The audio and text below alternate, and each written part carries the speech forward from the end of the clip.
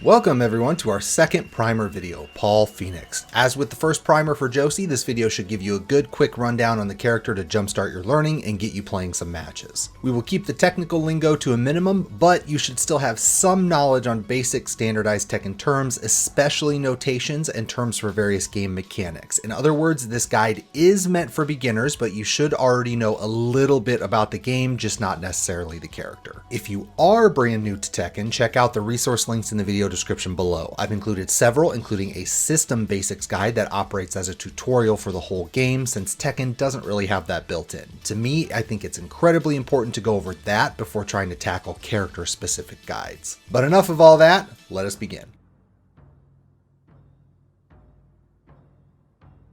We'll start with some offense. Paul should be pretty easy to get a handle on because his move list isn't large and his tools are rooted in strong fundamentals, so they should feel very natural to use, at least conceptually. So first, make note of his lows. You'll want to use a combination of down back 4, down back 3, back 4, sidestep 3, and CD 3 to chip away at the life bar. CD is simply his crouch dash or quarter circle forward motion, but CD 3 is a particular favorite because it has good range, damage, speed, and tracking, and yields a juggle on counter hit. So it ticks off a ton of boxes, but you can also mix it up very easily with his other CD moves. From CD, you have safe mids with CD4 and CD3+4, as well as a risky primetime mid in CD2. But he also has a fake crouch dash, which is down, down, forward, and leaves you in crouch. From here, if you go back to neutral, you can do a while standing move. So it's common to do a fake CD into a while standing 3, which is an incredibly good, quick, rangy mid that you can confirm into a big right hook. Also keep in mind his big low threat with his down 4 string, also called Demolition Man. It does a righteous chunk of damage on its own, but also has the potential to wall splat. The downside is that it's risky on block, so although it's your scare factor, use it sparingly just to make sure they know it's there. But you can also do it from a crouch dash, which can be important since its range can be iffy at times. Believe it or not, you can run a solid game plan with only what I've mentioned thus far and sprinkle in some choice pokes like jabs, down forward 1, and down 1. Down forward 2 deserves an honorable mention since it's a safe I-15 mid launcher that loves to sneak under highs. It's a generic move that's been in the game forever and it's kind of its own thing, but it's insanely good, especially for keep out, so spamming it is a worthy tactic. Forward 1+2 is also a really strong pressure mid since you get advantage on block, it's just a little on the slow side.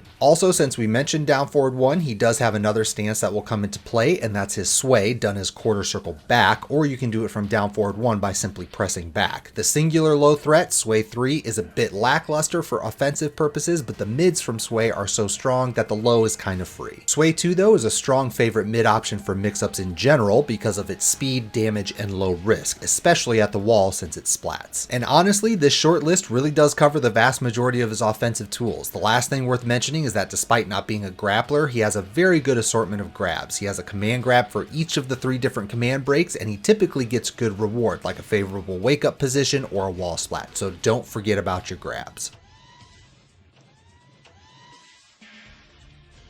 For defense, Paul is a quintessential fundamentals first character, which is to say that he's best with solid spacing and capitalizing on whiff and block punishes. His jabs are standard, but he has back 1-2 and down 1+2 for quick 12 frame punishes, both of which can splat, and he can actually start launching at 14 frames with back 3, something that not all characters can do. Down forward 2, hop kick, and his shredder kicks are all very easy 15 frame launchers, and from crouch he has a strong while standing 4, a very good 13 frame punisher with while standing 3-2, which of course we mentioned already, and at 15 frames you have while standing 2 plus the hop kick and shredders. As usual, if those frames don't make perfect sense, that's fine, just understand that you have a strong set of punishment options that not all characters have, and if you're quick, he even has a solid long range punisher with forward 2-1. But he also has some of the best counter hits out there, especially when you look at the damage output. Down forward 2 we already mentioned, but both hop kick and shredders are good low crushes. Sway 3 and CD 3 are very good high crushes that can yield juggles on counter hit. Sway 1+2 high crushes as well, although it's a bit riskier on block, but it is a mid instead of a low. CD1, while not a true high crush, is still very good at sneaking under highs and no counter hit required since you'll always get a juggle on hit. Downside here is that it's a high, but it's still safe on block. Similarly, if you just want to power through something, his power crush hits really hard, can splat, has solid range, and is safe on block. Again, it's another high, so that's your risk. He does have a mid power crush, although more risk on block with that. If you want some solid keep out tools, Sway 4 4 is one of the most dangerous in the game. It's quick, safe on block, excellent range, homing, and gives a massive juggle on counter hit. It is a high, but that's where your Sway 2 and Sway 1 come in, both of which can also be used for keep out. Up back 2 deserves an honorable mention as well, since it's a safe mid homing move that also yields a big juggle on counter hit. Up back 2 and Sway 4 represent really strong ways to make people think twice about sidestepping and then hitting buttons. If you want a little more evasion but with extra risk, you have back forward 1 and forward 1+4. Down 1+2 is very good as well, since it's so ungodly fast for what it is. He even has a magic 4, which is a more traditional quick counter hit tool, albeit his is a bit clunky and the combo conversion can be iffy. Oh, and let us not forget that he has a classic punch kick reversal too. Regardless, you have plenty of strong counter hit and panic options, but don't be afraid to play safe at range and just poke away with things like down 1 until you find those openings.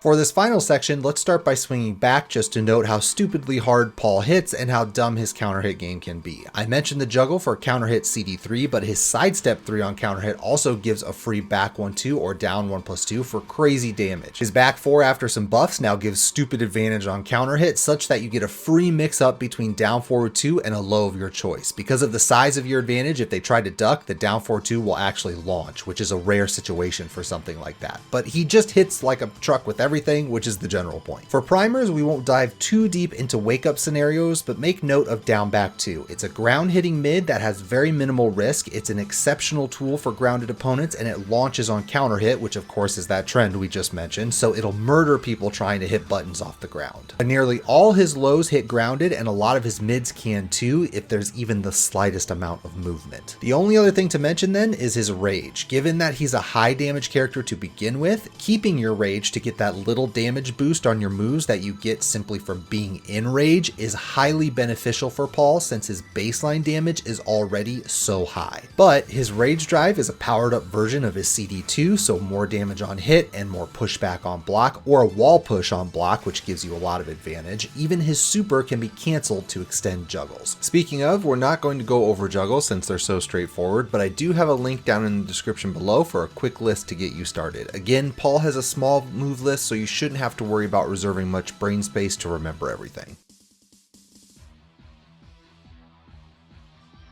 This brings us to the end of the primer. Really, Paul shouldn't be complicated, especially when you first start. Just don't overextend yourself by using punishable moves or duckable strings when it's unnecessary, which is a trap a lot of new players fall into. It's the quickest and easiest way to lose with Paul. Instead, make use of a compact playstyle. He'll chip away at a life bar faster than most. Then occasionally throw in your big boy damage moves to keep them from feeling too safe. With that, I'm hoping this information was succinct and helpful for getting a jump on the character, but feedback is always welcome. Be mindful that in-depth discussion for game plans and move attributes will be saved for intermediate guides, although since we have the more robust basics guides already for Tekken 7, true intermediate guides will be something to look out for with Tekken 8. Lastly, big thanks to our patrons. You guys are the best, and that support means more than you know. But to everyone, stay safe, and we'll see you next time.